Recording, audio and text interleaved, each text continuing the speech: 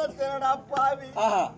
சண்டாளா, எனக்கு உன்னத வீட்டுக்கு துரோகம் செய்து விட்டாயடா பாவி.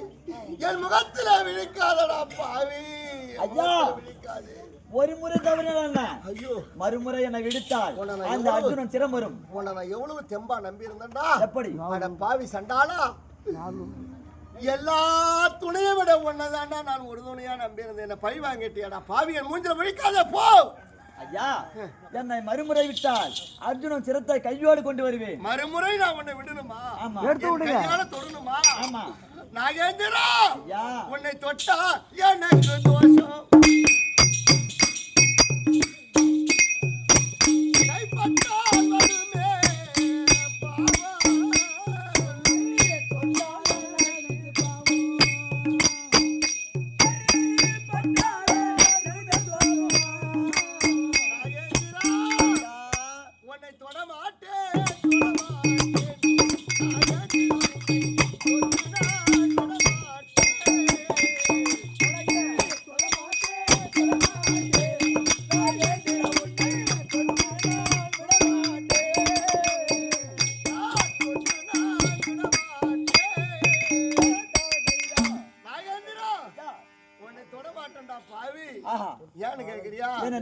நாகேந்திரா, என் அண்ணையால் குந்தி தேவி சொன்னதை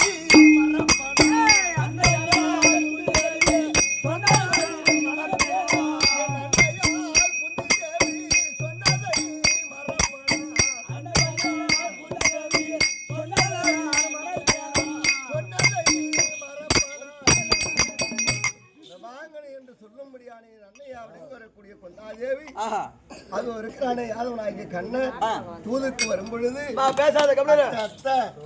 உனக்கு 5 புள்ள வேணுமா 1 புள்ள வேணுமான்னு கேட்க 6 புள்ளையும் தான்டா வேணும்னு பெத்த மன சொல்ல.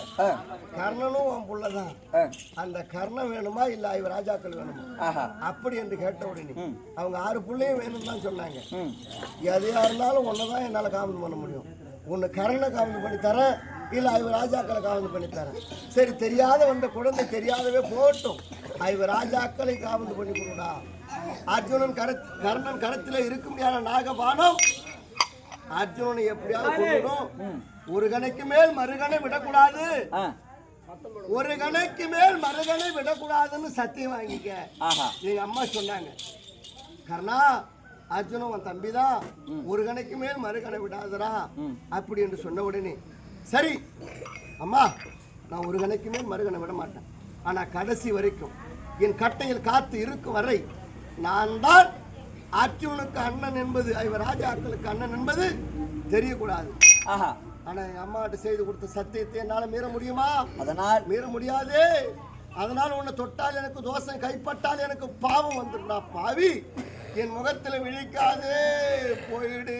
ஐயா, நாளன்றைக்கு 60 பொறுக்கின பாலை கொடுத்து நீங்க வளர்த்தார்கள். அதனால்